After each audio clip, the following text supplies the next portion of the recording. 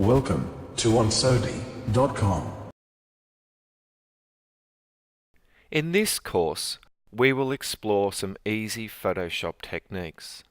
As is standard practice here at onSodi, it's best to watch the videos in sequence, because we will explain the basic principles early in the course and then build upon that knowledge as you progress through the video lessons. You can always combine these techniques together and explore and experiment as much as you like. We start off with color and contrast. It's an easy Photoshop workflow to optimize your images in Photoshop, using just a few adjustment layers to adjust color and contrast to your images. Photoshop doesn't need to be complex, and by following our workflow principles, you will be able to get the best from your images with these easy to understand applications. Remember to set your files to 16-bit for image retouching, and this ensures you the best quality. Make sure the color mode is also set to RGB. Remember that by blending contrast adjustments to luminosity mode, it will avoid unwanted increases to saturation. The next video, Easy Photoshop Color and Levels Contrast, adds another technique for adjusting mid-range contrast with a blending technique. As most images will benefit from the addition of mid-range contrast, this technique shows a way to cheat the normal process of a levels adjustment to get great results. And the following video is Craig's Special Recipe. Craig's Special Recipe is a Photoshop workflow that allows for almost infinite adjustments to your files. Based around the concept of working with the black and white luminance and the color values separately, this technique not only teaches you about photography, but it also yields great results. And make sure to watch the two videos after that to make the most of this technique.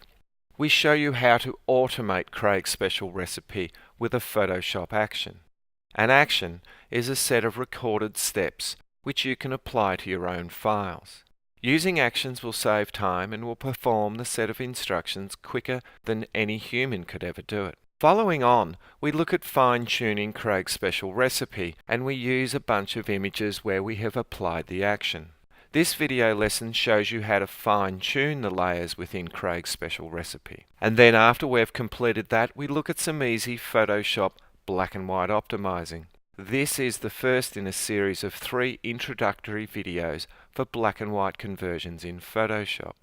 Make sure to watch the black and white adjustment videos in the Photoshop Adjustments course if you are not familiar with the black and white adjustment layer. Black and white conversions can be performed in either the Camera Raw workspace or within Photoshop. Because advanced black and white manipulations are far better in the Photoshop workspace, this series of lessons gives you an introduction to using Photoshop to create some black and white effects. The next video will display techniques about adding grain and vignettes to an image. Adding vignettes and grain assists the photographic aesthetic and is well suited to these black and white images. Adding grain to images can be applied in several different ways. We use the Adobe Camera Raw filter within the Photoshop workspace as a simple way of adding grain to your images. Depending upon the amount of grain, the size, and the roughness of the grain, you will need to adjust the overall contrast of the image. Sharpening your file can also be greatly affected by the addition of grain. And then we look at black and white toning and color. Most black and white images will benefit from the addition of toning and colorizing. And this video shows you various methods and techniques so you can continue to adjust your black and white images. The treatments shown in these videos are very obvious, but you may find that just a tiny and subtle addition of color and toning is all you need to make your black and white images fantastic. And then we finish off with blending and blurring, one of the favorite Photoshop techniques that we use.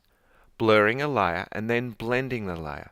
These techniques are a lot of fun, they're experimental, fully adjustable, and can dramatically change the impact and appearance of your images with just a few simple Photoshop moves. I hope you enjoy these lessons.